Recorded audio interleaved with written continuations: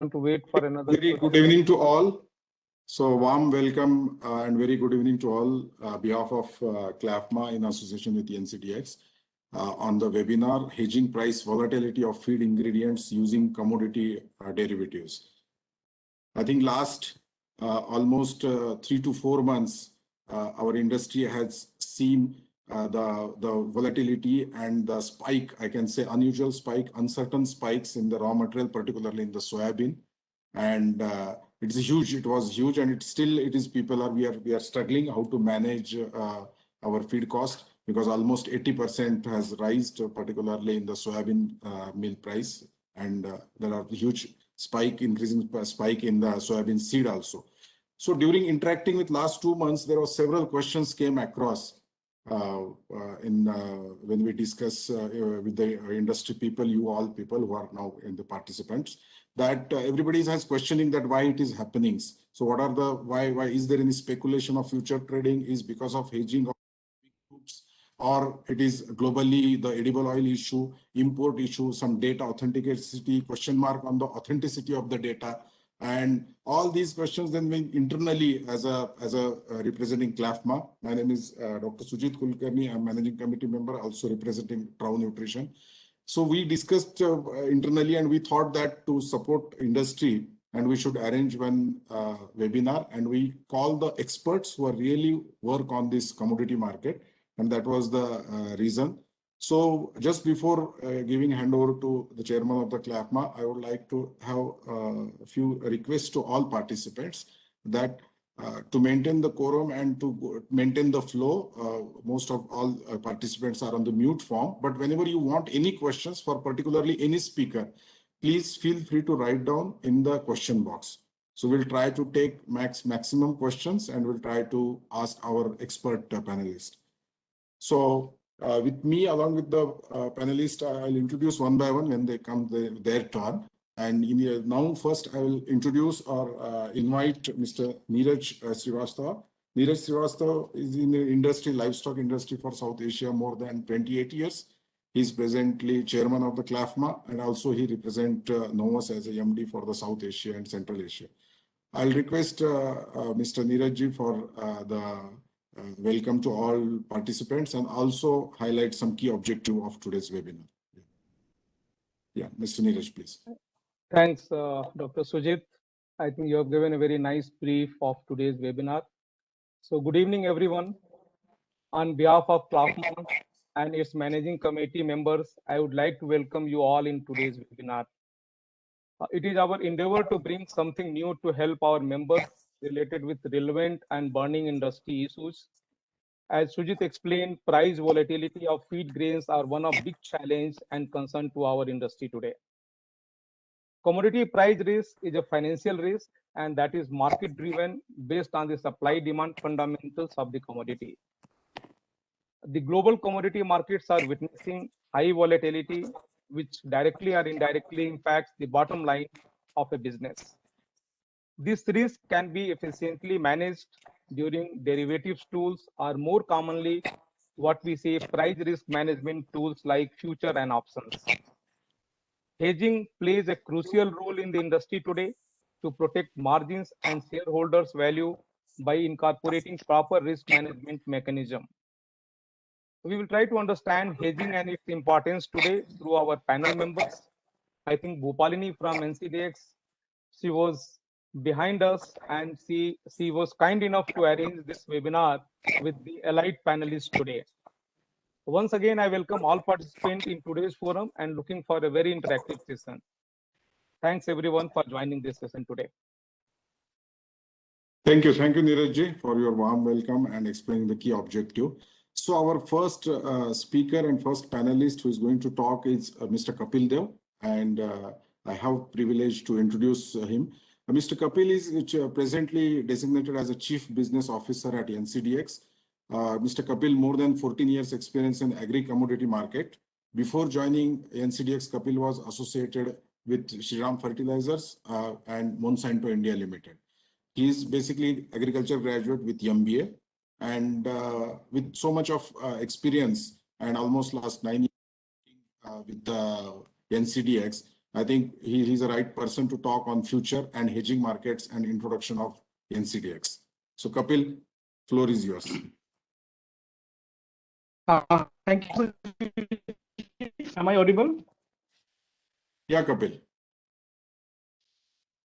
Okay. Thank you. And thanks everyone. I welcome you all on behalf of NCDX to this very much awaited discussion we wanted to have with CLUFMA and its members on hedging and price risk management. Leading agriculture exchange, agri-derivative exchange of the country do offers futures trading almost 20 plus commodities, and feed ingredients plays an important role in our offering, whether it's soybean and its derivative. Then we have grains, barley, bajra, wheat, maize available with us, and then we have few others close feed ingredients like cotton seed oil cake also. NCDX is a stock exchange regulated by SEBI, which is the regulator of Indian financial market. And all the contracts and the rules and regulations are defined by SEBI, and that's how we do operate. And along with SEBI, we also follow FSSAI, EGMARC rules, and all the warehouses we own are associated with us are WDRA approved warehouses. So this is a close knitted and highly regulated ecosystem. And this market, of course, no doubt that offers a platform for hedging and price risk management. And that's the economic rationale to having of the derivatives market in the country and elsewhere. And with on the same path, we are also moving slowly and gradually. So we are 18 years old now, almost, when we started our operations. And the journey has been remarkably well. A lot of developments has happened over a period of time. And I think now, at least, we have established the concept of hedging among the Indian value chain participants. And I think slowly and gradually we are moving towards a risk-free agri sector the way we have been progressing in the last 5-10 years. So I would definitely set context for rest of the panelists who are much more equipped to speak on that what exactly hedging is, what are the fundamentals which drives prices of commodities, how the corporates, we have Rajiv here from ITC, are using these derivatives market for their risk management against the commodities they are dealing into.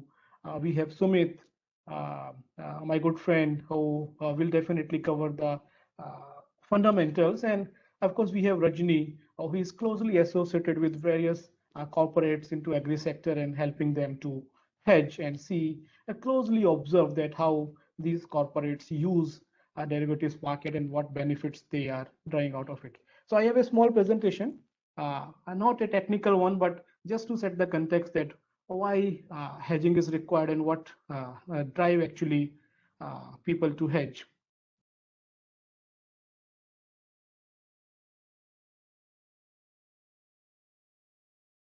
Is it visible, Mr. Sujit? Yeah, it's not yet, Kapil. It's showing appearing starting.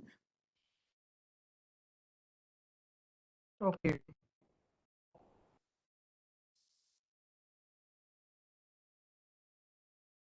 Technical issue.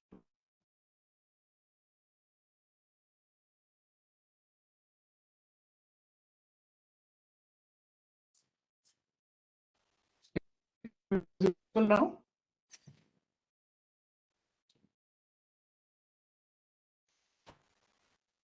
Not yet. No, not yet visible.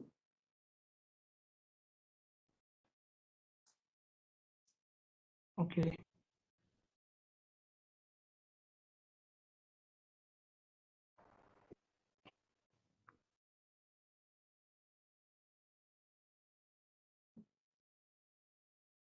Let me try once more, sir. Just give me a minute.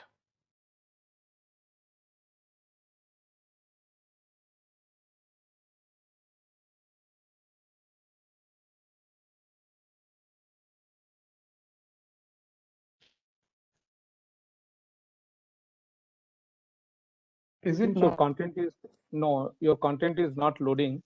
Okay. So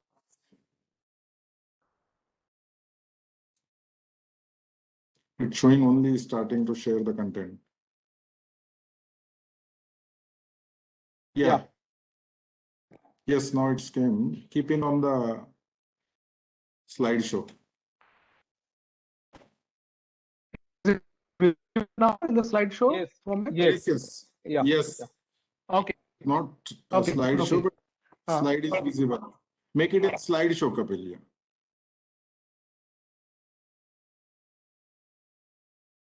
Is it now? No, still it is not. It is not in the slideshow. We did it. Some technical issue. I don't know what's happening.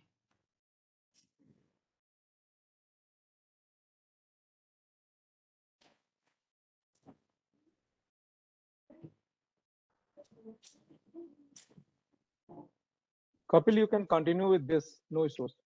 Yeah, yeah. Please continue, Kapil. Yeah. It's okay. Fine. Please continue. Okay. Okay. So, sorry for this little technical glitch. Actually, I would just like to cover quickly that what exactly hedging is, what are the market uncertainties which can impact the prices, how it can be managed using derivatives market, how do we see global market performing on this aspect.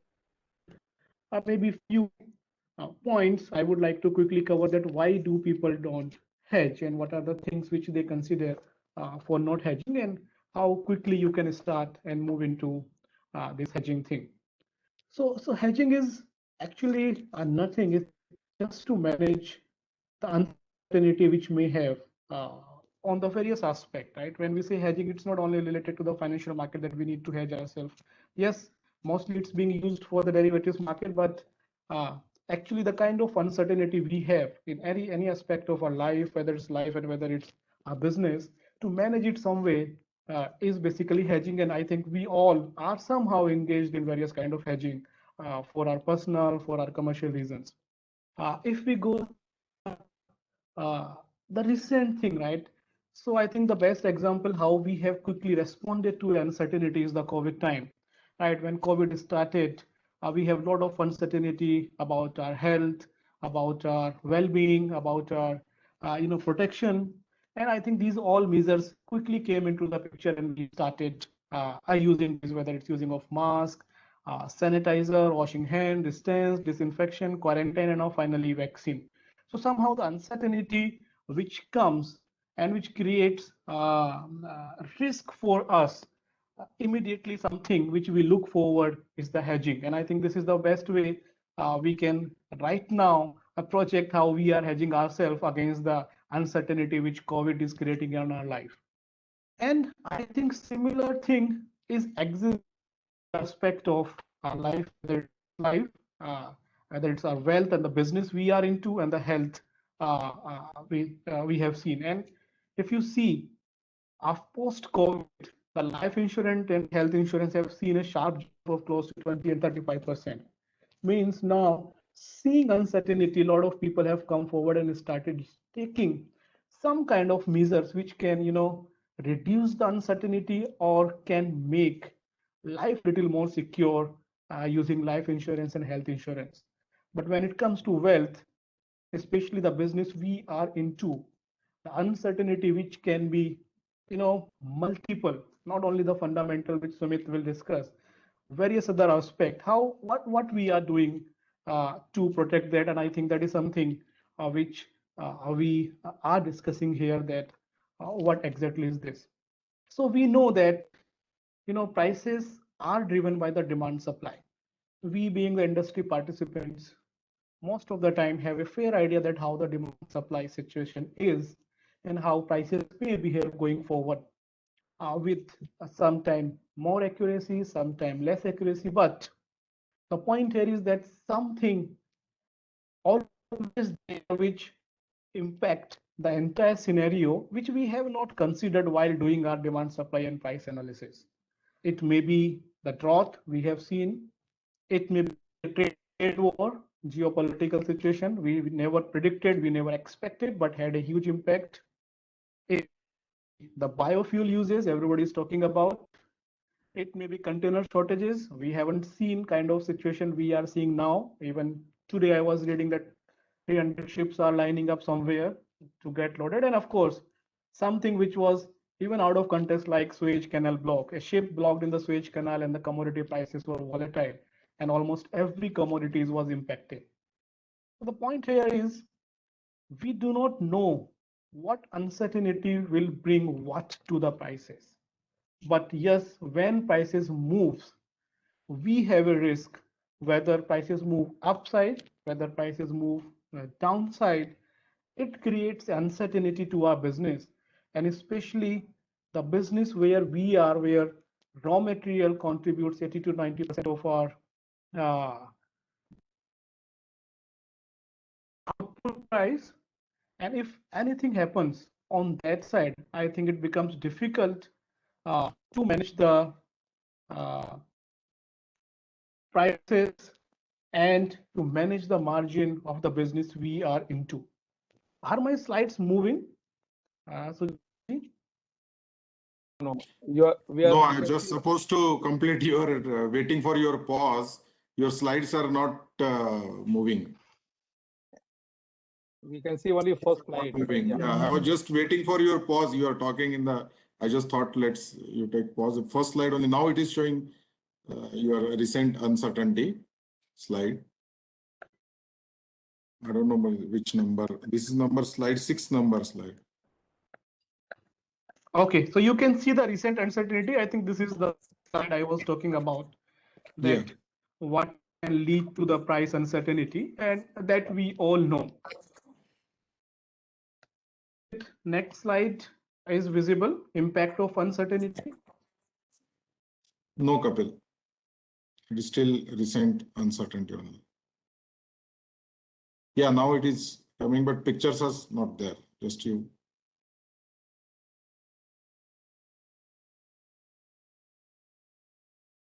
Are these their pictures? Yeah. Now it is clear. Yes.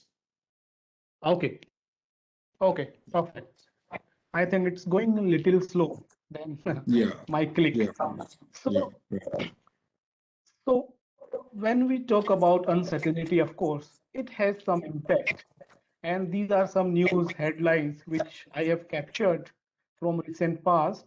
And it mentioned that how this uncertainty impacts prices of our industry. Right, so we'll start with feed cost affecting the poultry market. Chicken to get more expensive, India's heat wave kills birds. Social media rumors impact poultry and feed sectors.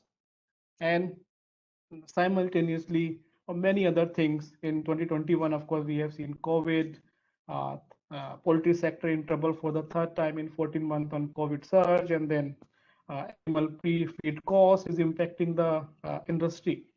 So uncertainty brings a risk to us. Sometimes it may be in our favor that prices are going down, raw material is less costlier, what we thought, but this remains consistent if we are, having a proper tool to manage these uncertainty. And sometime it may go in your favor, sometime may go against you. But as an industry, I think it's always good to beat the uncertainty and draw a line that beyond this we are managed, and anything happens to the raw material prices, we are in a perfect position to manage that, and we are in a perfect position to keep our margin intact and keep our bottom line strong, as we thought once the year started. So now the next thing is, can we manage this uncertainty in the business we are? And this slide I have kept considering the audience we have here. Is it slide visible, Sujit ji? These two graphs? No, it is still impact of uncertainty, not graph. Still, you are at the impact of uncertainty slide. That is 2007 to 2021. Yeah, now the graphs slide has came. Maize and soya DOC Okay, graph. okay. Clear, yes. So now the question comes, can we manage this uncertainty in of the raw material prices through our output? Can we just pass on this to our customer? And these two charts we have, this is the information we could collect, where we have kept maize prices and two of the major output of poultry, which is egg and chicken prices, and the soya DOC and the same egg and chicken prices. And what you see in these two slides, there are certain points when there is a negative correlation. Means the prices have moved sharply. If you see the first Kapil, chart, sorry where to maize is interrupt there. you. Can you make it on the slideshow? Numbers cannot be. Yeah, that's better. Yeah, this.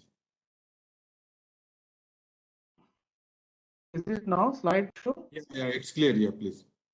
Okay, yeah. Yes. So in case of maize, if you see July 19, September 19, May 19, that period, I think when the COVID first hit us, lockdown, we have seen sharp fall in the chicken prices. But on the other hand, if you see the raw material prices, which is maize, have sharply moved up because of various reasons, factors we know now.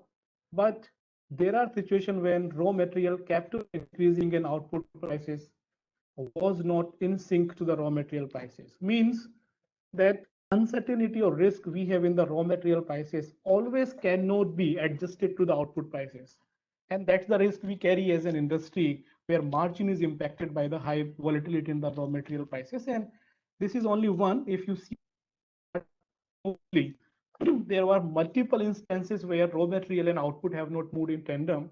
And I think if you look at the soya DOC now, how the things are moving up, I think we all know what's happening with the soya DOC prices and what's happening to the chicken. We don't have chicken prices for that, but the egg prices at least we do have. And so these are two conditions which says that any volatility which happens on the raw material cannot be into the output prices. And when this situation becomes too volatile, that has a direct impact on the margin of the industry, and that's what these two chart depicts.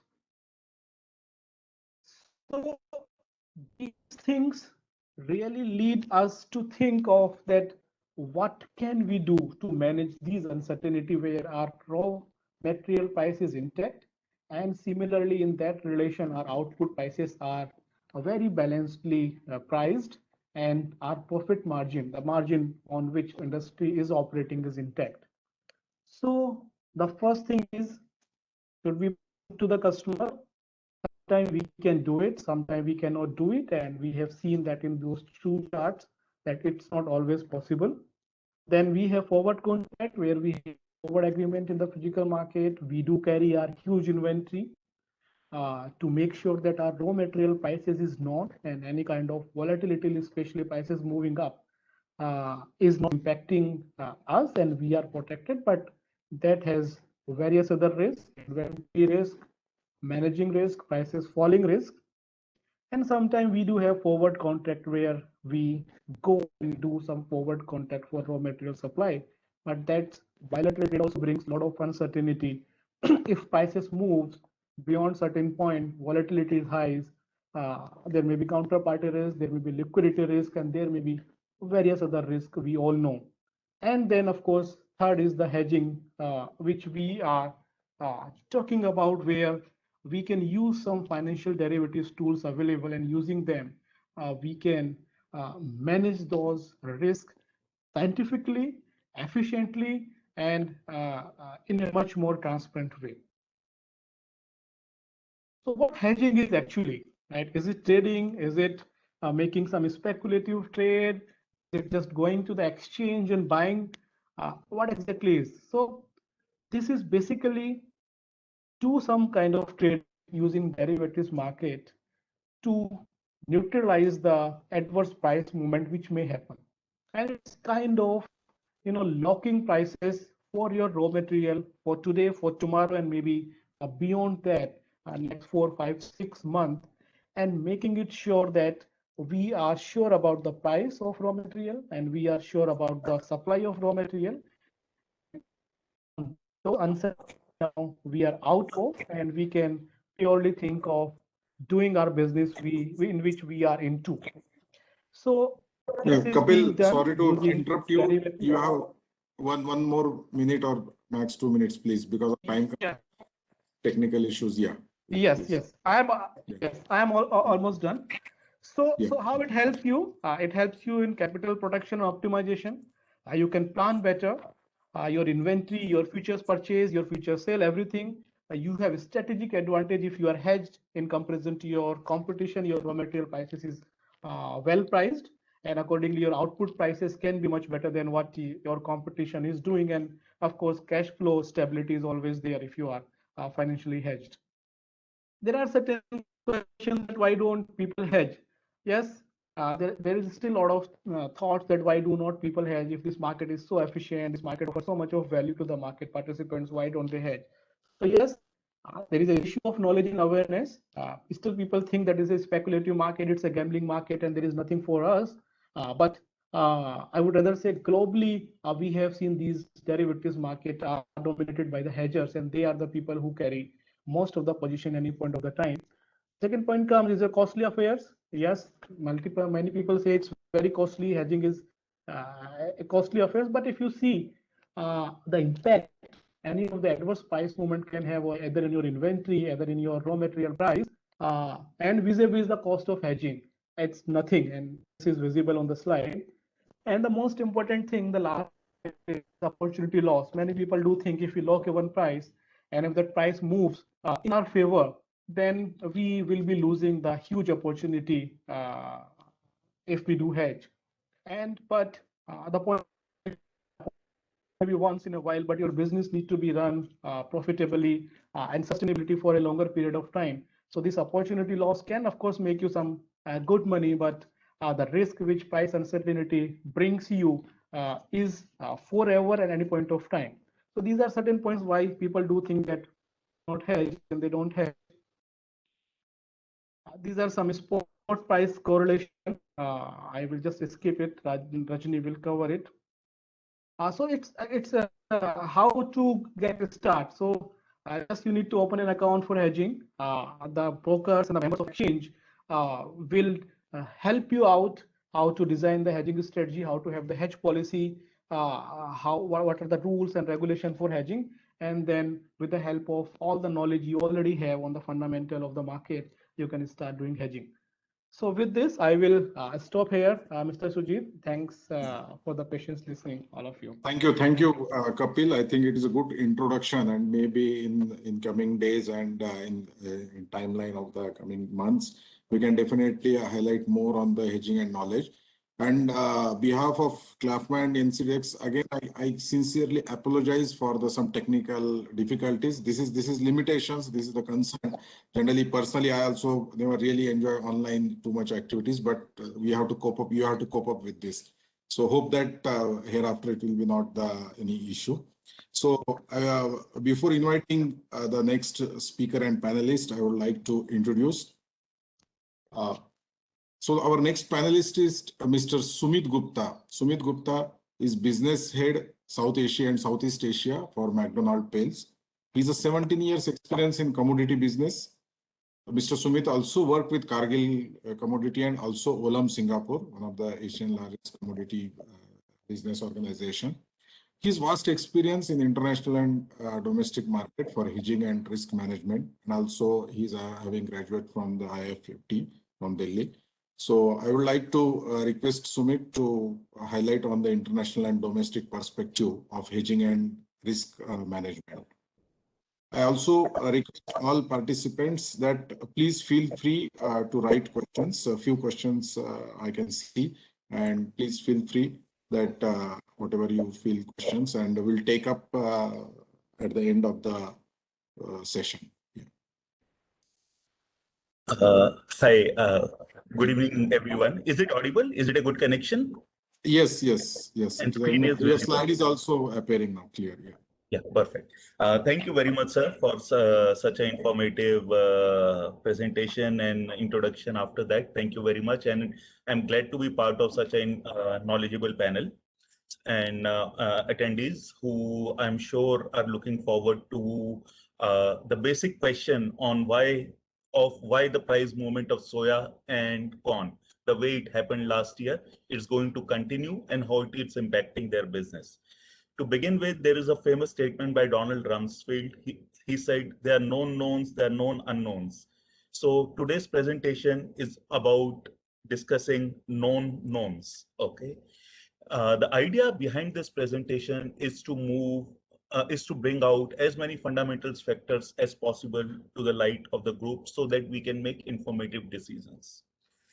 So Kapil ji, during his presentation, mentioned a couple of times that people correlate hedging with gambling, because when you don't put research in front of hedging, you take unknown risk, you actually maximize the unknown risk. And because of that, it becomes gambling. Rather, I'll put this way, the more research, the more informative we become about the global market, the better it is. Because in that way, we take known risk and we reduce the number of unknown risks. As mentioned, commodity risk is anything which adversely affect the business performance. And last 2 years, because of COVID initially in March 2020 and henceforth from August 2020 onwards on soya prices have been particularly volatile for the commodities and commodities participants. And it has brought a very important aspect in front of us, that how we need to hedge ourselves against the price risk movement of commodities, or do we need to hedge ourselves for the price risk commodities? And to bring this aspect, we have in this presentation looked at all the fundamental factors. India, as we know, is impacted by El Nino weather pattern, which means whenever there is a El Nino, there is less rain in India. And when there is a less rain in India, Indian production relatively goes down for corn and soybean, because both are dominantly Kharif crops. And during La Nina phase, we get good rainfall in Kharif season, and hence we get bountiful of soybean and corn crop. But it impacts US and South America in a different way. In El Nino years, we get good crop in US and South America. And in La Nina years, we get relatively poorer crop or poorer rainfall in South America and US. And last year was a La Nina year. What does it mean? That means we had relatively okay crops in India, but less crops in US and South America, which has led to price rally in the domestic markets. And because Indian goods were competitive in international market, because global prices have started moving up. So it takes us to a question: if our production goes down in El Nino years and global production is up and we cannot import, and in our production goes up in La Nina years and we export, what it means for the consumer? It means for the consumer that we are going to live in volatile environment forever, whether it's a El Nino year or La Nina year. Especially for Indian commodities like soybean, which we cannot import from anywhere except Africa because of GMO, non-GMO constraint. And the way our domestic demand is growing as against the domestic supply, we are going to stay in a very volatile environment in years to come. So this year is not an exception, or this year will not just go away. This year is a precursor for many years, which we are going to see henceforth in soybean, because global ending stocks of soybeans have become relatively tight, and we have to look towards sun god every year in terms of production. This is the corn global situation. If you look this year, global production was, when I'm saying this year, year 2020-21, and crop year is September 1st, August 31. So this year, global production was 1125 million tons. And we expect next year production to be 1190 million tons. That means we expect production to go up by 55 million tons or 65 million tons. And to offset the increasing demand is going to come back because of biofuels, because of the feed ration demand, because of higher demand in China and EU. And this means that we have to have a bumper production in US, and we need to have big production in Argentina, Brazil, and Ukraine. What does that mean? It means when US is in planting phase right now, US planting window is from April till September. So that means we need to have a bigger crop in US. If US crop, something happens to US weather, or US weather becomes more unpredictable, or there is a dryness or heat in the US weather, that means the production potential will go down and global prices will become extremely volatile. Even with this jump in production, we are not increasing ending stock, and which is where the entire gambit lies. That means outside China, we are not adding any ending stock. And because of that, global prices or global supply of corn is going to remain tight. And that puts India in a very particular or very peculiar situation where India can be a net exporter of corn, and it is very difficult for to import corn because India is one of the cheapest countries right now as far as corn prices is concerned. And because of that, when India export corn, domestic corn industry will find it difficult to source corn, and domestic prices of corn will become fairly and very volatile. This is the price volatility of corn globally. From last year, same month, April to April, corn prices have gone up by 100%, almost 100% in US. What does it mean? It means that this rally on corn price was worldwide. It happened everywhere. Apart from the corn price only, the freight market has also moved up. That means the freight, which was around $36 last year from Argentina to Vietnam, is around $70 right now. So that means destinations like Vietnam are paying much higher price this year than they were paying last year. Thanks to Indian farmer, thanks to research in the maize that has happened over many years, Indian corn yield is consistently going up. And because of that, we have been able to meet the domestic industry demand, which is growing both in the starch and the poultry segment. And thankfully, because of good weather, research in seed technology, good farming practices, we have been able to keep ourselves self-sufficient and will be exporting almost 2.2 to 2.5 million tons of corn this year. And that will mean that as we will get into July and August, corn prices are going to become very volatile in India, in domestic markets. So we will come to the reasons where it will become volatile and why. So this price escalation and price volatility was not a factor which was limited to India. This factor has impacted industry globally everywhere. If you look at the corn prices, rally has been actually induced by China. China domestic market flared up on corn because of the shortage of the feed grains, because of their stocking plan and government auction system. And China imported 26 million tons of corn this year as against 6 million tons last year. As per various estimates, China will end up importing around 35 million tons of corn this year, and approximately they will import somewhere between 25 to 35 million tons of corn in the coming year also. That means China has become one of the biggest importer of corn worldwide from virtually a non-participant. And this means that global situation or this new demand is going to keep global supplies tight. It means that Vietnam, Bangladesh, and the countries nearby India will be dependent on India for corn. They will look towards Indian supplies. That will mean for the Indian feed users or the feed producers, the corn prices are going to stay volatile.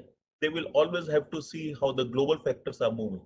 And right now it is not in the favor because global demand look towards recovery.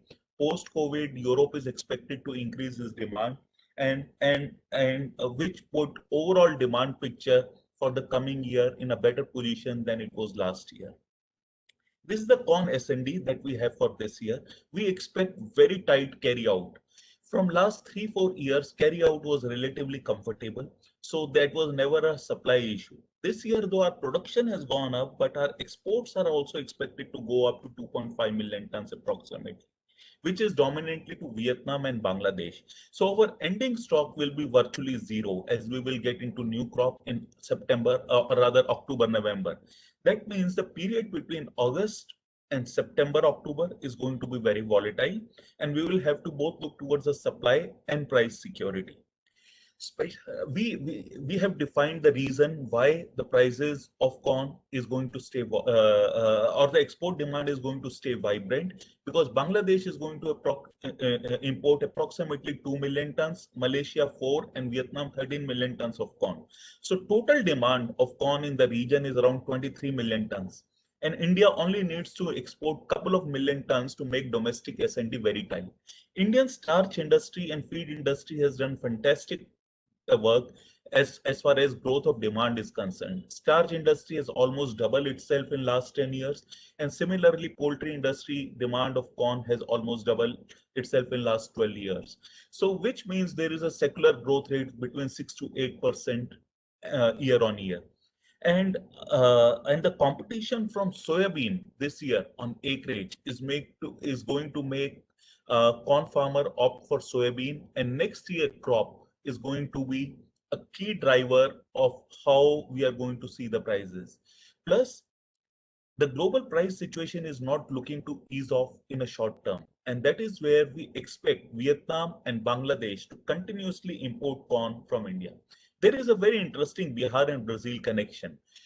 Actually, Bangladesh imports most of its corn from August till December, Jan from Brazil. This year, as you know, Brazil production is expected to be down from 105 million tons to approximately 90 million tons, 91 million tons.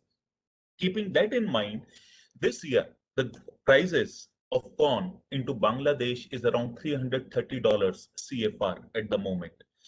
As against that, we can today, corn from Bihar is landing into Bangladesh at $230, $240 CFR into Bangladesh. So there is a possibility of prices may go up by $50 to $70 per metric ton only basis Bangladesh, because Bangladesh will always opt for Indian corn, which is much cheaper than Brazilian corn. So looking at the global situation at the moment, we should not expect, especially in east of India, Odisha, Bihar, Bangladesh, West Bengal, UP prices to ease off. Rather, we should expect prices to stay very firm from now till next year new crop, which will come in April. So especially for East and South India consumer, the price security this year is going to be of vital importance. India is going to export both by bulk vessels, containers, and rail cars and trucks. The total export we expect 2.5 million tons. Out of that, 1.5 million tons will happen by rail cars and trucks to Bangladesh, and approximately 1 million ton by vessels and containers to Vietnam. So for Vietnam, out of 13 million tons to import 1 million ton from India is nothing. But for India to export 1 million ton to Vietnam is a lot. So that is where when S&D becomes very balanced, a small change in the in demand can make a big difference in price, and it can make it very volatile. And that is the reason, if we look at the fundamental factors in a very plain sense, the prices are going to stay very volatile in the coming year, or going to stay volatile in the months ahead. This is the SOPA S&D. SOPA expect around 25 lakh tons of soybean is still with Indian farmer, which is difficult to believe looking at the price action.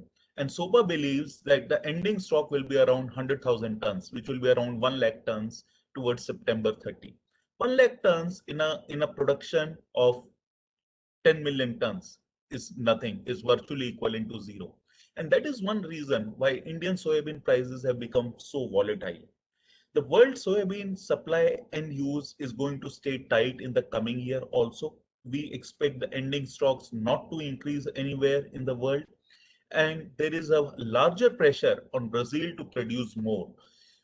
USDA expect Brazil to produce 7 to 8 million tons of more soybeans to take care of the rising demand. So weather factors are going to keep soybean supply and demand situation very volatile. Plus the oil blending is the other factor. The green budgeting is the other factor, which is making the soybean prices quite firm across the world. So looking at these factors, China is going to import coming year around 119 million tons of soybeans as against 114 million tons this year. So overall global supply and demand situation is going to stay very balanced to tight. But one factor which is going to help reduce volatility in soybean prices is there will be a potentially better crop of sunflower seed and rapeseed this year. There will be a higher crop of rapeseed in Australia, which will ease off pressure on the vegetable oils. And hence, soybean prices may cool off a bit in the coming year. But these are just the assumptions. We'll have to keep a very close look on Australian weather, European weather, US and Brazilian weather to make out that how the situation evolves here henceforth from here on. Till March, month on month, if you see in US, soybean prices have gone up by around 50%. In April and May, we saw further rally. So soybean prices in US have gone up by around 75 to 80% in last 1 year, which is also reflected in the Indian market. Indian prices have also rallied for almost the same price. Soybean prices have gone up by 40%. The basis is not reflected because US crushers were crushing for oil because of the blending margin. Blending margin this year was around $500 higher than what Argentinian farmer was getting. And that is the reason soya meal prices have not rallied as much, because larger share of crushing went to the oil.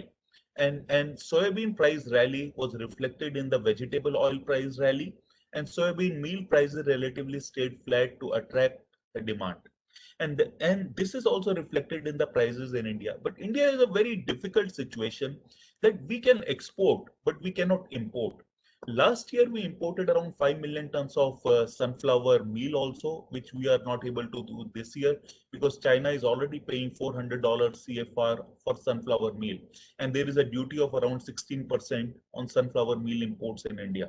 So in a year when we produce more, we end up exporting, and our domestic market becomes very volatile, and it becomes difficult for our end users to secure their supplies or to secure their supply management. That is one reason that or one factor that we will have to look for long-term policy changes where India should be in position to export and import, because till the time that will not happen, Indian domestic industry prices will remain very firm. This is month-on-month chart of how the soybean prices and corn prices have changed. If you look between 2015 to 2019 markets, there were very few green months, hardly any green month. That means market stayed very flat for last 5 years. But since 2020-21, if you see, most of the months are green months. That means prices have rallied over their previous month. And that has happened because of bad weather in Brazil, poor weather in Europe, relatively less production in US, and much higher demand in China. These all factors contributed to price rally across the board in feed grains and oil seeds. And that is reflected in the prices. So what is in store for us is going to be decided by how June and July weather acts in US, how we see the Brazilian weather shaping up towards September and October for soybeans, and how China behaves. The way global freights are, India is very attractive option to ship cargo from India at the moment. This is one slide which captures the entire problem of soya sector in India. From last 20 years, our yield is constant. In 2000, our yield was 0.8 tons, 0.9 metric tons per hectare. In 2022-1, our yield is 0.88 metric ton per hectare. So a country of 1.33 billion people, area increase is not a solution. Solution is yield increase, and we have to see how we are going to increase. We have to look towards the extension activities, and the solution is only going to come if we are going to increase yield in our domestic in soybean sector. If yield is not going to increase, then soya industry in India will not or may not be able to stay self-sufficient in the months and the years to come. The total demand of soybean has gone up from 1.3 million tons to 6.2 million tons in total in last 20 years.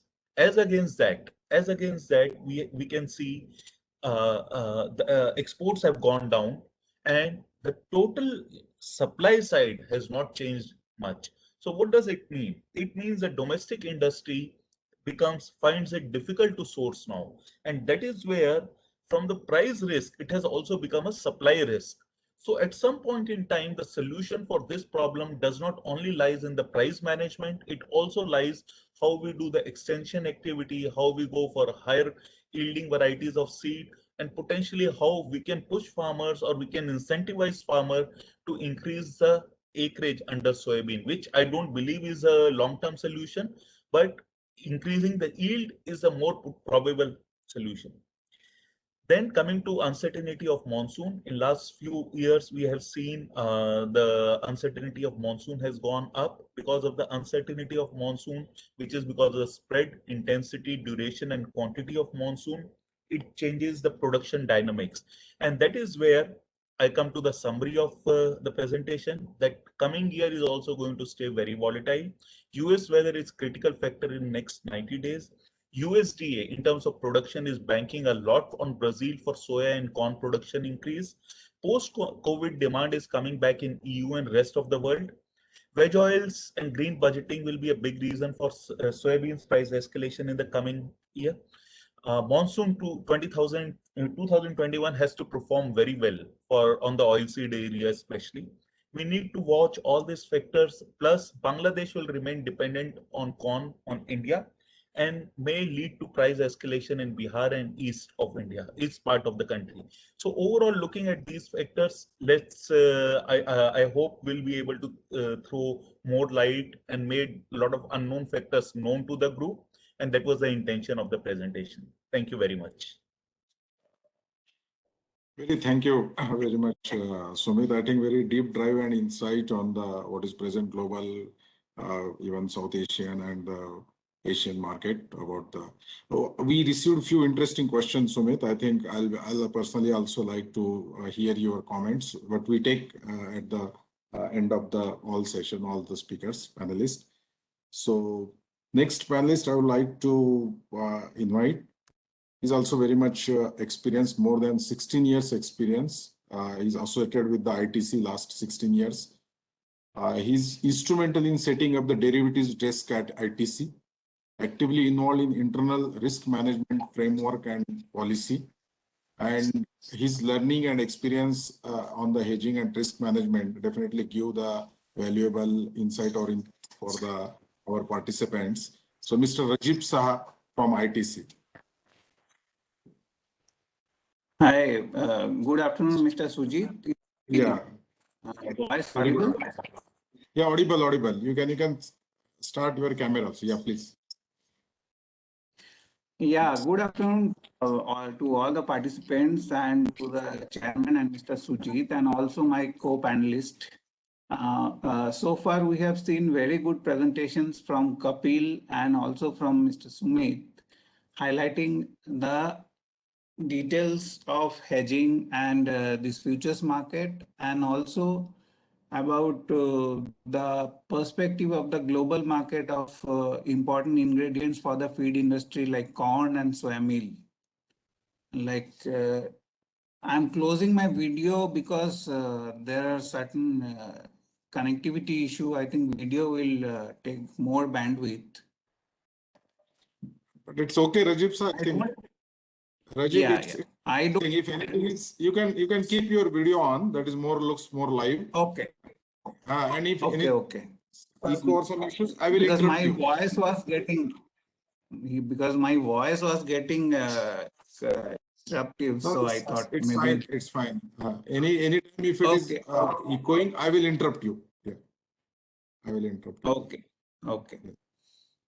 So ITC, I have joined ITC in 2003, and since then ITC is actively into risk management of commodities. As you may be aware that we are dealing into agri commodities like soybean, soya meal, rice, coffee, and also maize and other like mustard, chana, spices. So all these commodities like oil seeds, grains, spices, these are highly volatile.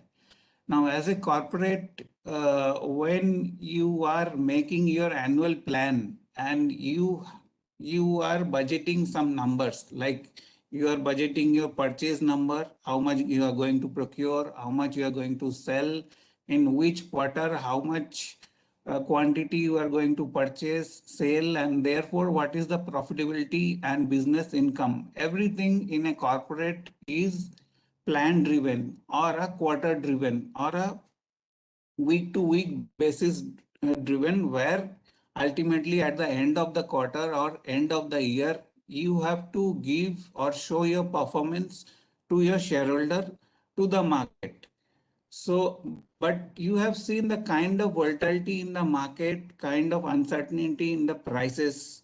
Now, a company or an organization who is buying, say, soybean or exporting soya meal, or maybe making into of feed, poultry feed, and they need to buy, say, 20,000, 50,000 tons of maize every month. So for that kind of company organization to make a yearly plan, to make a quarterly plan and deliver is impossible with this kind of price action and the kind of price volatility we have seen of late in the market.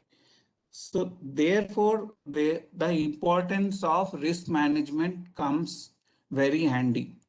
Like, unless you hedge your risk, your uncertainty about the price, your raw material price, which you are going to procure maybe down the line 3 months later, 6 months later, 4 months later, if you are not priced that, or if you are not sure, then you are not sure about any of your number, that how much you are going to purchase, at what price, how you are going to sell, whom you are going to sell, whether there will be a buyer at that price.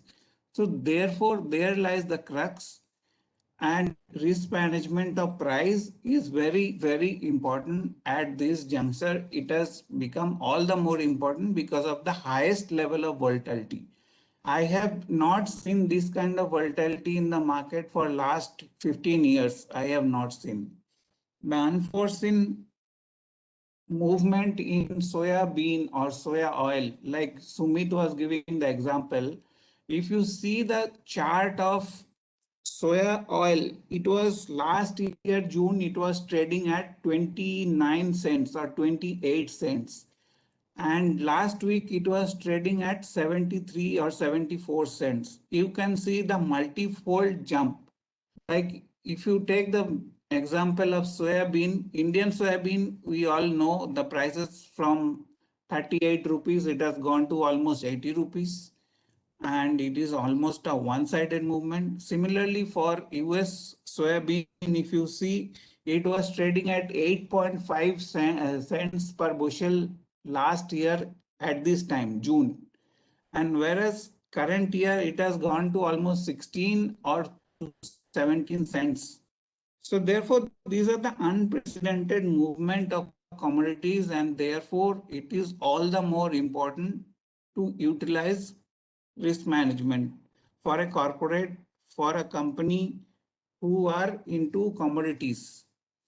Now, there are various factors which are the guiding principle or affecting the commodity prices, like economic growth of a country, various geopolitical development in and around that country, and also various government actions like import, export, tariff barrier, minimum export, maximum export, MSP, government procurement.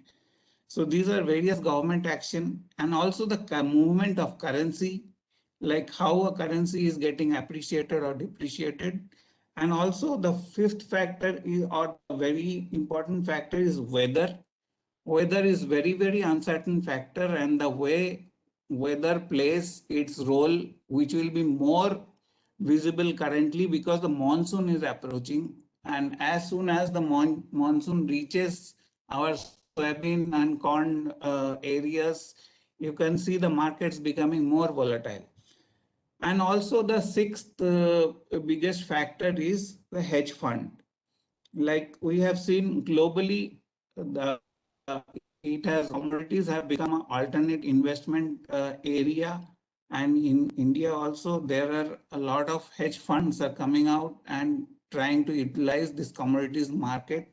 So therefore, hedge funds are also an important factor which influences the commodity prices and commodity markets.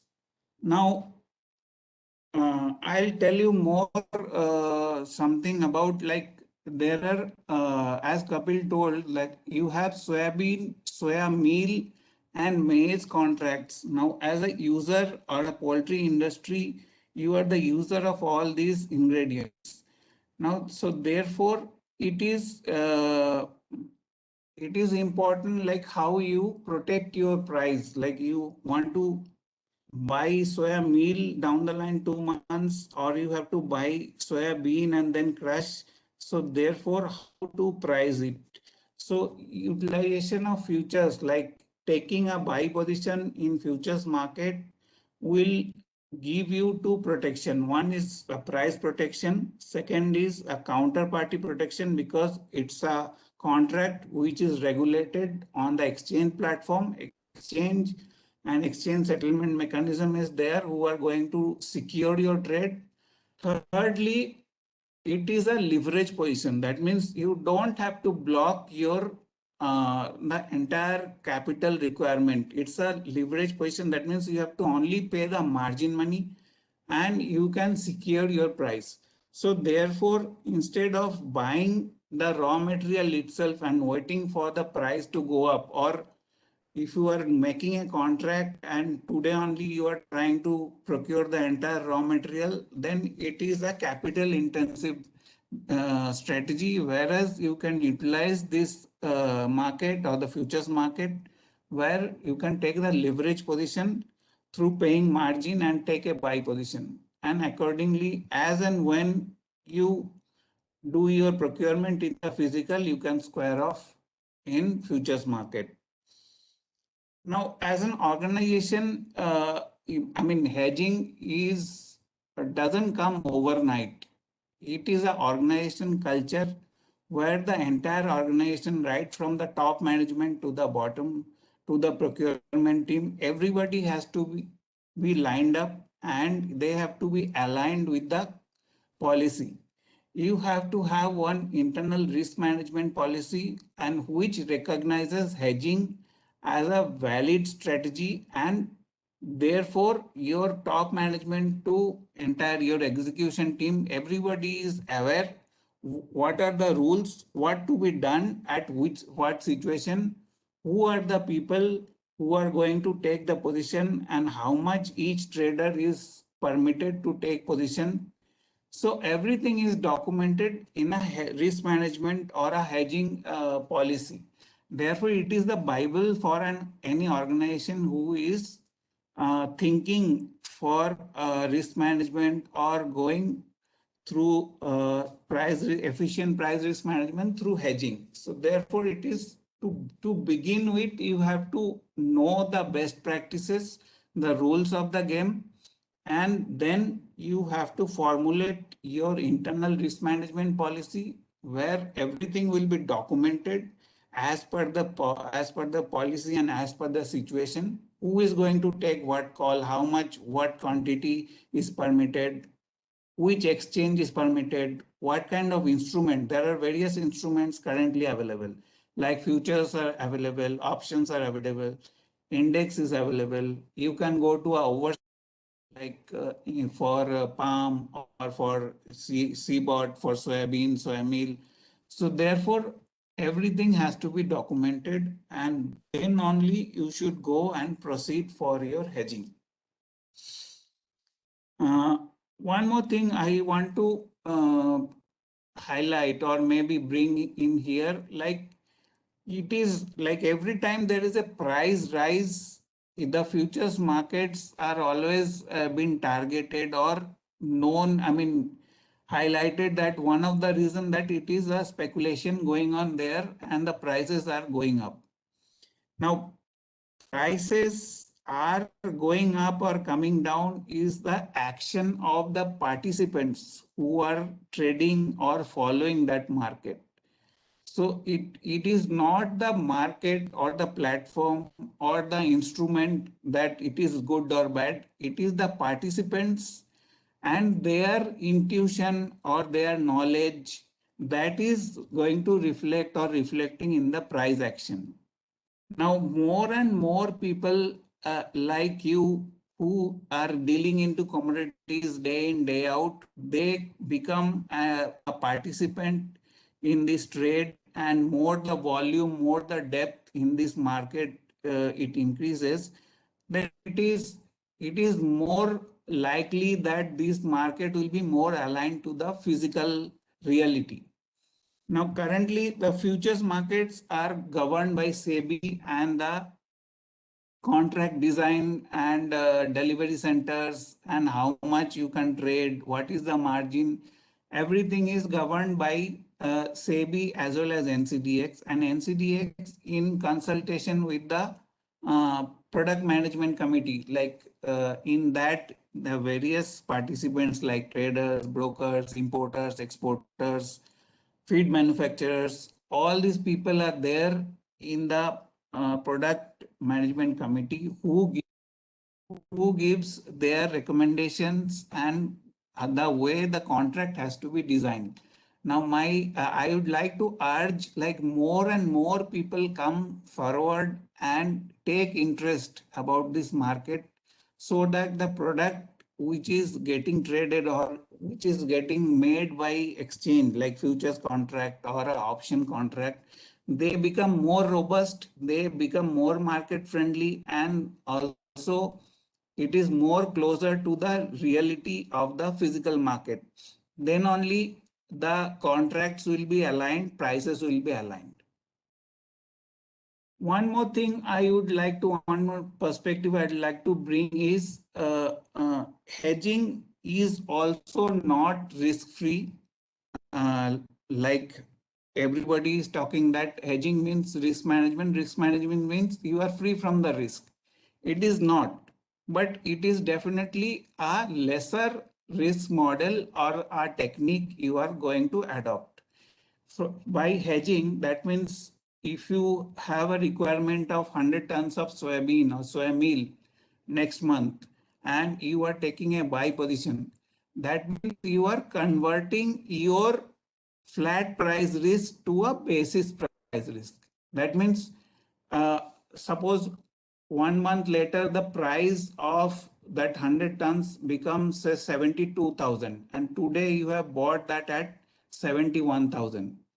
So therefore you are securing your price at 71,000. But at the 1 month period later, when you physically buy that material, so there will be a price difference from physical market to futures market. That is called basis.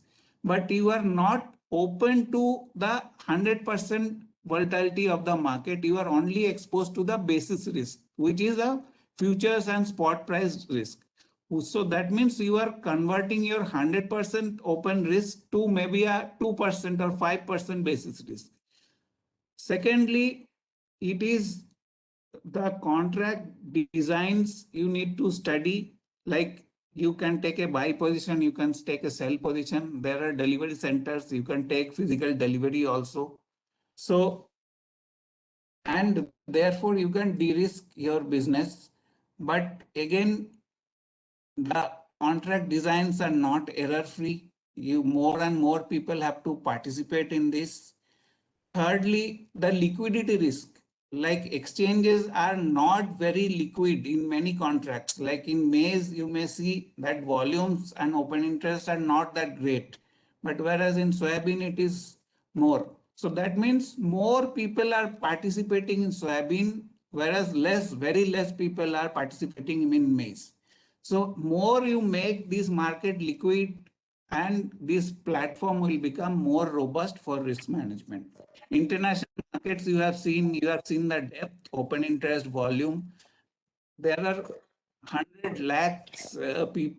I mean, open interest is there, and all big and small companies, everybody follow that prices. So therefore, it has become a well-developed risk management platform and market. So these are the top of. I think we have to wait. Yeah, please, Yeah, last yeah. comment. Yeah. So, I mean, also my last point I would like to say is you may not directly participate in futures market, but futures market gives a lot of indication. If you start following the price action, you start following the price difference between first month, second month, third month, the basis of spot and futures difference, what is the stock in the exchange go down. All these will give you some clue, and these clues can be very, very important for your business decision. So try to utilize this market directly or indirectly more, and you participate more in terms of construction of this market contracts, and also incorporate these risk management practices as a habit in your organization. Thank you. Thank you, Rajib. I think very, very nicely. I think best part of your speech is the way you summarized, Rajib. I think that is the really, I personally like it, because you said very clearly that okay, even if you do practically hedging or option, but if you are studying and if you are part of this process and understand this risk management, at least our industry can get some indication of this uncertainty. And present scenario, I think minimizing the losses or minimizing the risk, that is also very challenging in the derivatives or commodities, particularly corn and soya, where more than 80% our feed is depends on these ingredients.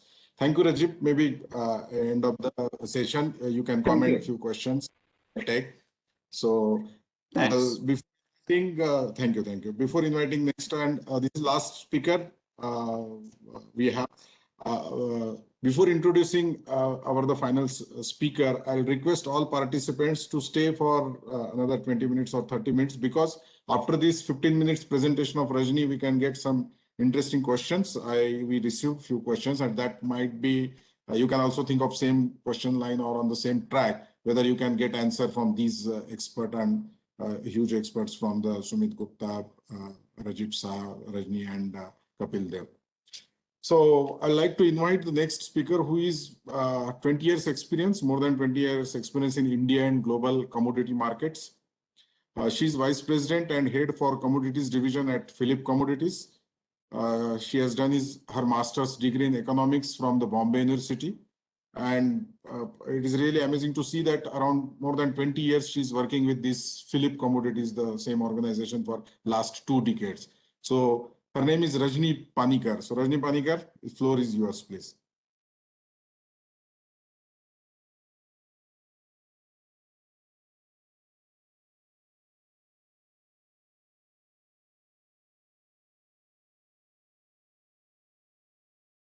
Rajni, you are not audible.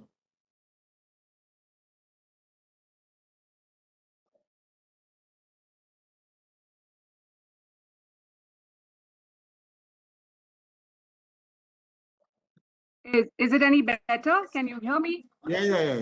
Clear, very clear. Can you see the screen of a case study on the screen?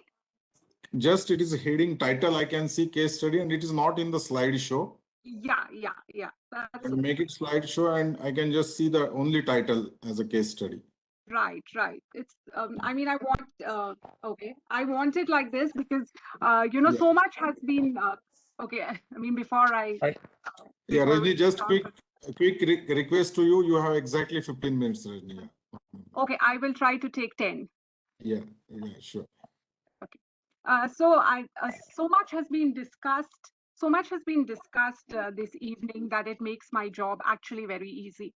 I think the presentation that Kapil started with the need for hedging, which was then followed up by Sumit, as to given all the unknowns, it just strengthened the case as to why hedging is required. And of course, from ITC, which is a pioneer of hedging, to get that very insight as to what is required, how to even participate in it, even if you are not actively trading, but to take the price signals from the futures market, which is essentially the platform for price discovery. And the price discovery on the futures will always be more efficient rather than your spot market traders giving you that price for corn or soy meal, because what you can't take away from the exchange is the fact that the price discovery on the exchange is pan-India. It is not localized like the spot market. So it's a very good price discovery platform, and that should definitely be incorporated as a price signal for your procurement requirements. So I think, having said all this, I don't have to repeat what all the elite panelists did share.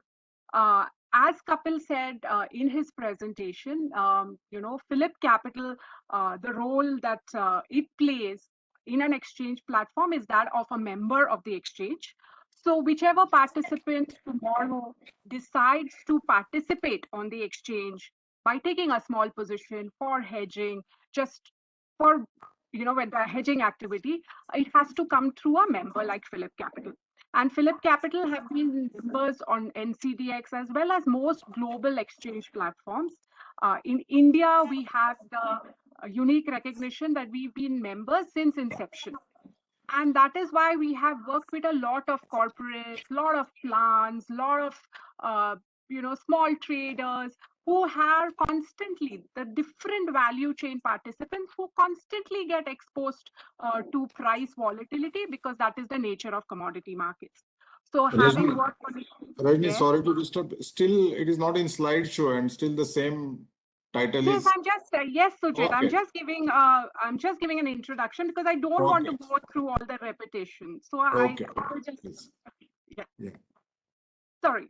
So over the years, we have worked, like I said, with various value chain participants, sometimes just simple executing because they already know what they want to do.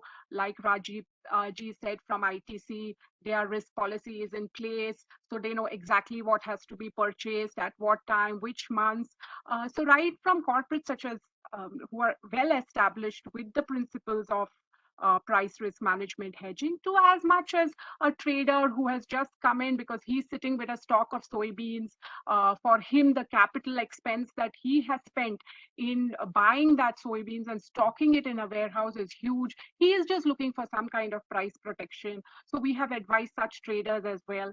So we have therefore what we would like to send out as a message is that we work with various participants in fulfilling whatever is the reason that they want to access the exchange platform for.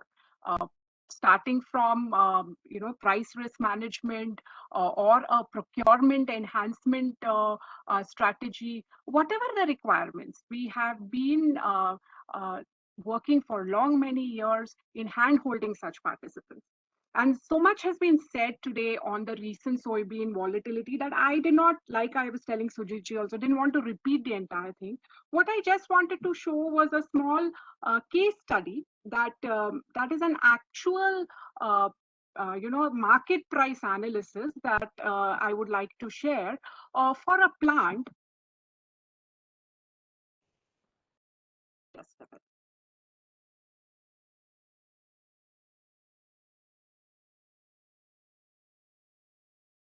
Yes. So this is for a small plant, not really, quite a mid-sized plant, who had come to us somewhere in about November of 2020.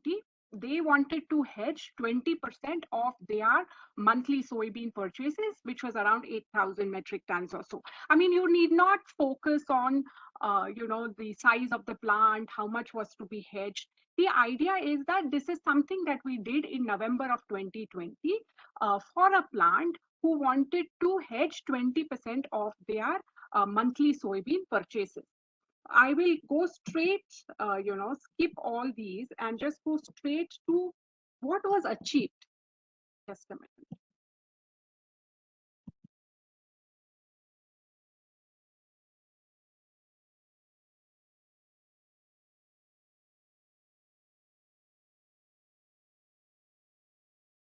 Yes.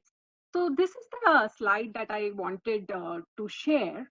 So like I said, this is a plant that came to us in November 2020. They had done most of their research in-house, like Rajiv ji was saying, like Sumit was saying in terms of the supply demand analysis, and they were fairly confident that this is going to be an extremely high price year because the supply is tied vis-a-vis the demand for India.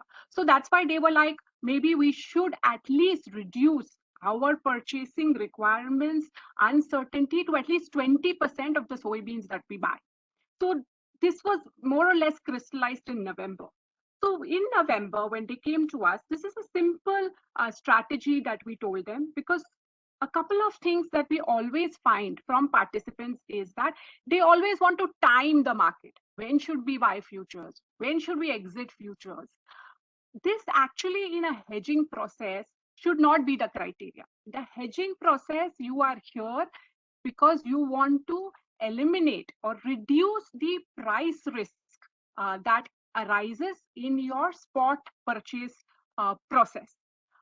So therefore, the when to buy, when to sell, more important than that is how much to buy on the futures exchange and when to exit from the futures exchange. I think that is something that is lost to most participants and results into a lot of heartache for hedgers because this is not understood. So coming back to this chart that I want to show, the futures month, that means as the other panelists also said, there are monthly futures contracts that you get to see on the exchange. So there is a January soybean futures, which was trading even in November. On the futures exchange, 6 to 8 months ahead futures are available to trade. So in November, the Jan soybean futures was available to trade. What we told the plant is that you should lock in the price for 20% of your raw material in the month of November itself. So in November 2020, when they bought January futures, their average purchase price was 4395. Now these are, like I say, actual NCDX traded futures price. This is not an example that, okay, if in November, what was January futures? In November, if the plant bought soybean futures at a price of 4395, and this price they locked in the month of November itself. Now, what happens in the month of February? In the month for what happens for the February futures? So this in November, they locked in price for January at 4395. In December, they locked the price for February at 4399. And this they continued and they continue to do till date. Again, these are all actual traded prices. So in November, when they bought soybean for January, they were able to lock the price at 4395 in November. In December, when they bought February futures, they were able to lock it at 4399 and so on and so forth. Now, when it comes to when to sell, we advise them that you sell on the first 5 days of the expiry month. So in January, first 5 trading days, you please exit. So they got an exit. What is exit? That means they sold the future. So this is an actual exit price that they got, selling price they got, which is 4654. In February, again, we told them February first 5 trading days, you just sell your futures. This is the price that they got. And they continue to do that. The next column, of course, is your profit and loss from your futures.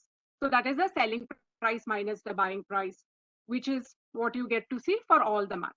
Now, most important is you have got your futures gain.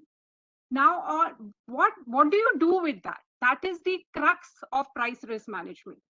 When they bought soybean futures in January, in the first 5 trading days, they covered 20% of their requirement. That average purchase price in the spot market that they were buying for was 4,700.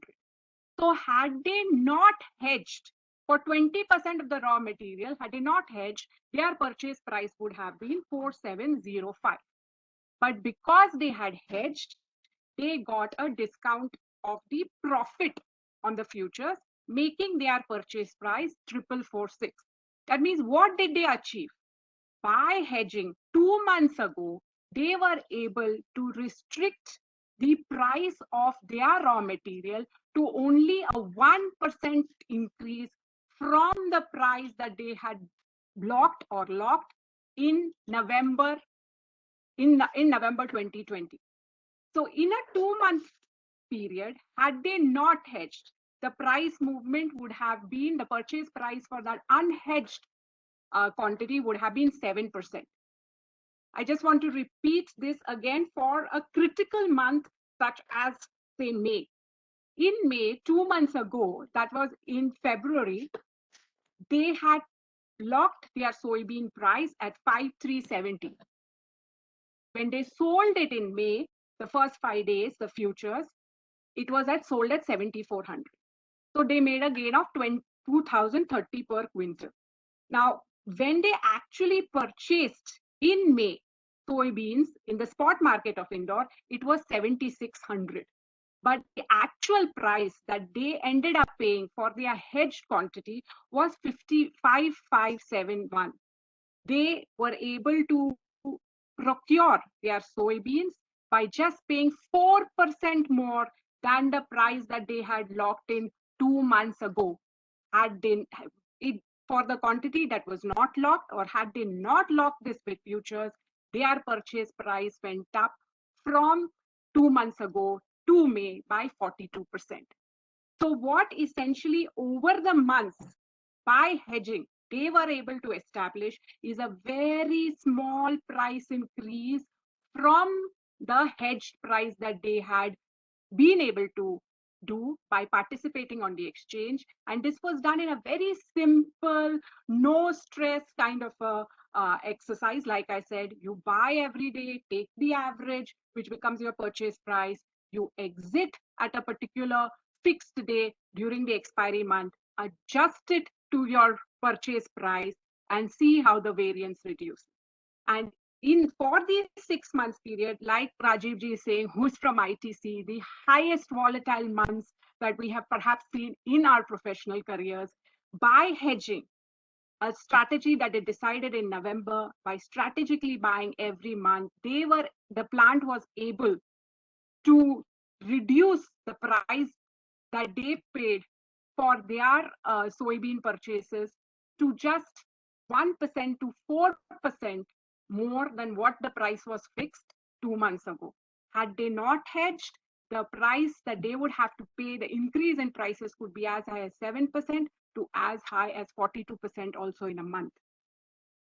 The next slide, which more or less is the last of my slides, is that what we want to show is that this kind of price protection or reducing the volatility of the purchase price could have happened even last year. It is not that this year prices were just rising one way, so your hedge succeeded. If you follow a strategic purchase and an exit mechanism in your futures exchange, and we ran this test again with actual spot prices of Indore, with actual traded price, we have seen that even in the year 2020, the price variance from the hedge prices in certain months was absolutely no change. So 2 months ago, the price that you fixed, that is more or less what you were able to get when you actually bought your spot soybeans, to the variance being you paid 2% more in the month of March, and you paid somewhere like 4% difference between your hedge price in the month of Jan 2020. But the most important thing is, without the hedge, your purchase price was all over the place. Sometimes it was minus 10%, as you can see in March, sometimes as much as plus 12%, as you can see in November 2020. This once again emphasizes that even during years, which was not as volatile as this season of 2021, even for the 2019-20 soybean year, had we done a strategic purchase of futures and an exit of futures, it would reduce the price variability of your spot purchase vis-a-vis an unhedged purchase procurement mechanism, which leads to huge volatility. That's all I had to share, Sujit. I hope I'm in time, and I hope my voice was audible. Yeah, very clear, Rajni, and thank you very much. It is really a very nice study. I think very take-home message for study is very good that even in the regular pattern also, last 3 months, I can say it was like a tsunami hike or tsunami spike we've seen in the soybean. But despite of that, even on the regular also, you've seen the protection of the prices, which is really not more than 7 to 8%, or just to protect 2% or 1%, you're protecting minimum 7 to 8%. And this ingredient market, I think 6 to 7% protection of the these prices. That's also huge money for our industry people. Yeah. I request all panelists, including is already on the video call. So please start your video camera. I request Honorary Secretary of CLAPMA, Mr. Suresh Devaraji, please start your video. Rajib, Sumit, Kapil, and Rajni also. We have a few interesting questions. So we'll take before the vote up thanks from our Honorary Secretary of CLAPMA, Mr. Devaraji. So before that, I will take a few questions. It is a general, it's not in the specific name, but you decide who can answer better. So one first question is that please share the price trend of substitute of rice, bajra and wheat, because maybe because you all are expert in commodities, so it's all commodities you know very well.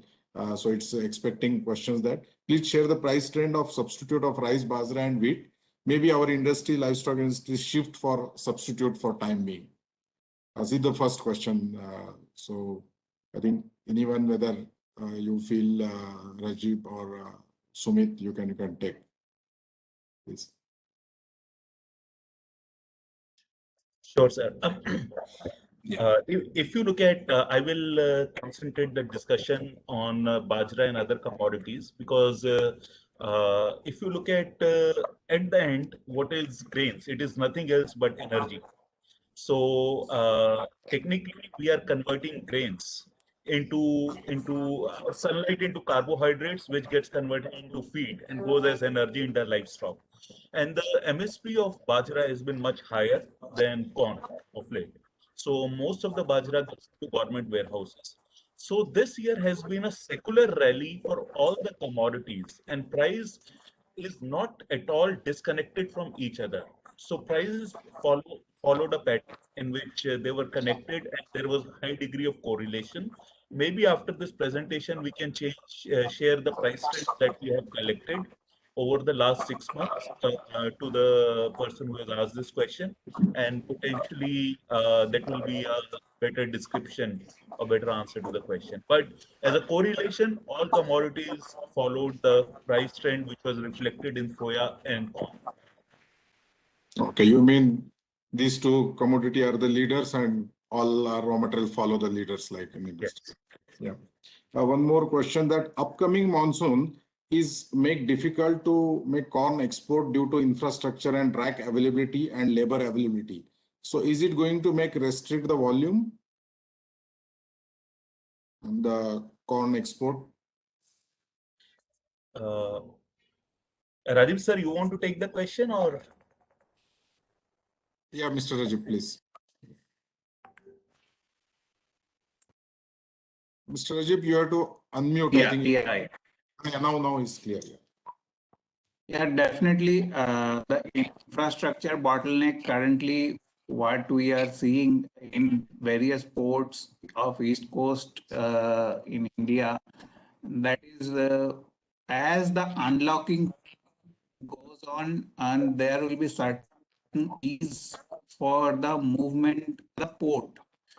Currently, we are seeing a lot of port congestion and non-availability of containers, shortage of labor, shortage of space, and shortage of warehouse space at the port itself. So therefore, it's a huge challenge currently, but going forward, as the unlocking takes place, I see a ease of doing the business, but definitely monsoon is going to put again a break in terms of movement of cargoes. I mean, there will be chances of high AFLA and all that, but price-wise, India is, as Sumit has explained, we are very, very competitive, and that's why and the takers of maize like Vietnam and others, they're a huge market. And India, whatever surplus is there, India is trying to feed it. But going forward, I mean, for them, it's a big requirement. For India, there is less surplus.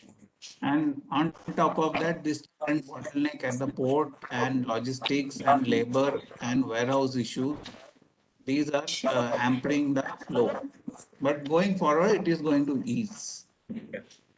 Okay. Yeah, Sumit, yeah, please. Thank you, Maybe I'd Rajat. like to add one small point, which Yes. as explained on the constraints on the export side. Two things have happened in last 5 years. East India has developed very good infrastructure, especially Bihar. Today, corn warehousing upward of 1 million ton in Bihar. Number two, the excess of export will move from vessels to truck and rail to Bangladesh as we get into monsoon, because which is a more easier logistics to handle. So Indian export, as Rajiv mentioned, will continue to happen as we will get into monsoon or get into the other side, but the excess will be more towards Bangladesh. Okay, yeah. Thank you. And just connecting, Sumit, to your last comment, there's one question came. Apart from feed industry, what kind of demand for corn is likely this year for ethanol, as Bihar government and some private sector are planning ethanol push? Sir, I will put this way: what corn is in US, because in US we produce ethanol from corn, is sugar in India. So the right equivalent for ethanol in India will be sugar-based industry.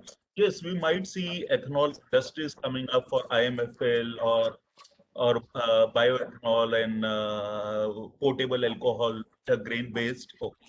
But I don't think we will ever get into big time into fuel-based ethanol out of grains, because we have a population of 1.35 billion people, if you see, and for us the first priority is to meet the food and feed requirement and the fuel requirement, which takes the last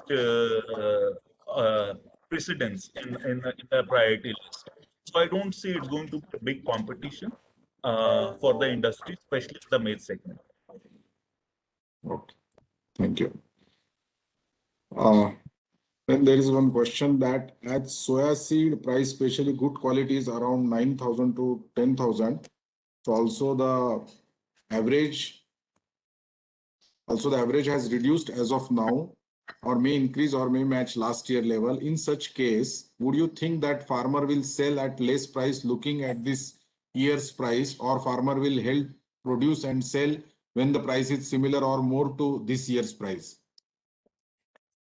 So I think it is more related to farmers selling price on the seed. So there's a question.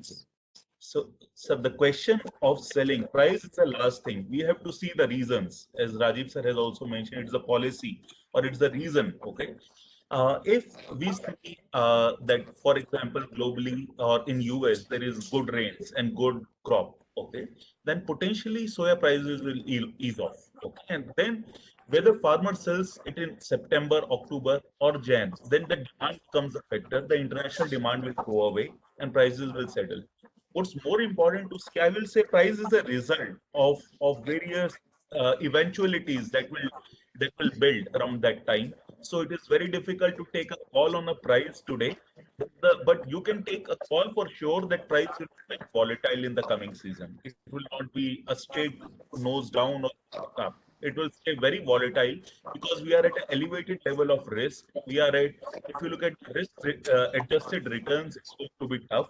So we are going to stay in a very, very volatile year. Yeah. Thank you. Sujit, may I just add to that? Yeah, please. Yeah, please. So I guess it gives a good opportunity here to share that on the NCTX platform, soybean October futures, which is a new crop, is trading at 5,200 currently. Yes, there is not much volume. Open interest is slowly building. But I think the takeaway from this session is that we really don't know where prices will go. So if we have a platform that is giving you a price discovery for the new crop, which is at 5,200.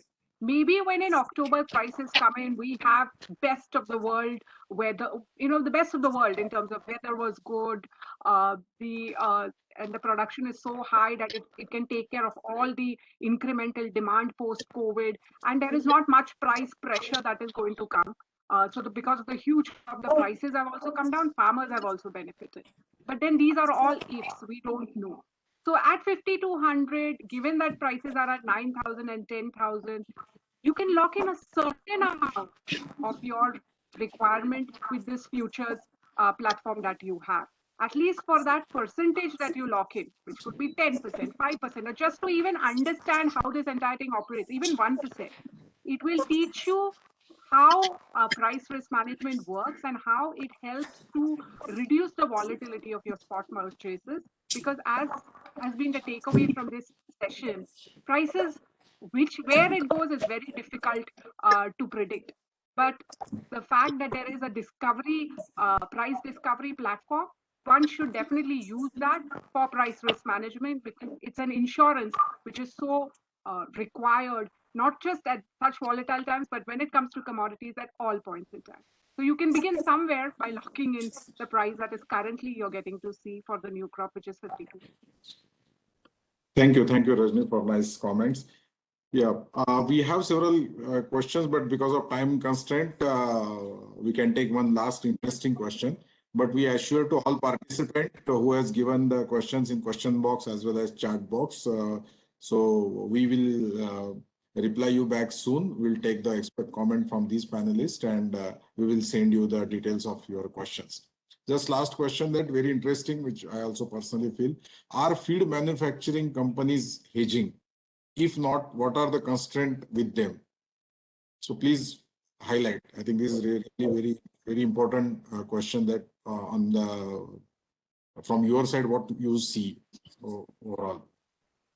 So I think Rajiv, can you talk? I think Kapil, you can throw some light whether feed manufacturers are actively participating currently, because I am not privy to that data or that kind of analysis. Like the participants that exchange can give the perspective, but the way the contract volume, open interest, and also the newly launched soya meal contract, which is struggling to get volume and open interest, doesn't look like that big feed manufacturers are active in this. Kapil, Yeah, Kapil. quick comment. Yeah.